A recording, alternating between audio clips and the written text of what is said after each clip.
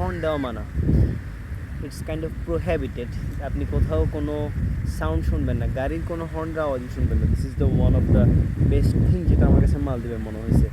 Secondly বিষয়টা হচ্ছে এখানে একটা মেয়র নির্বাচন হচ্ছে সম্ভবত, খুব সম্ভবত সব জায়গায়, কিন্তু এখানে কোনো লিফলেট নাই, কোনো কিছু নাই। জাস্ট বিলবোর্ডের মধ্যে ওনাদের ছবি আছে, ওনারা কোন আসন থেকে কিংবা হচ্ছে কীরকম ওইরকম দাঁড়ায় আছে, জাস্ট একটা পোস্টারের মতো দেওয়া আছে, leaflet kind of, that's it. হাতে হাতে কোনো পোস্টার নাই, নাথিং।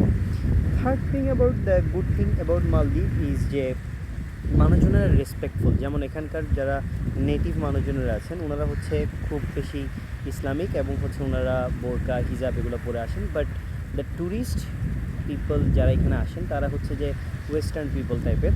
কিন্তু দ্য গুড থিং ইজ যে এখানে কেউ হেট স্প্রেড করে না বা হেট স্পিচ স্প্রেড করে না। যেমন যারা নেটিভ আছে তারা বাইরের মানুষদেরকে এরকম কোনো কিছু বলে না, বা হেট স্পিচ যে মানে you are kind of very kind of this এরকম কোনো কিছুই বলে না। অথবা দেন যা কী বলবো, যে ট্যুরিস্ট যারা ঘুরতে আসে তারাও এরকম কোনো ধরনের কমেন্ট পাস করে না, so which is a good thing. এরকম অনেক কিছু বলার মতো যদি বলি তাহলে অনেক কিছু, জাস্ট কয়েকটা বলতে ইচ্ছা করলো তাই বললাম। Thank you so much for watching, that's all, see in the next video, till then tata, bye by.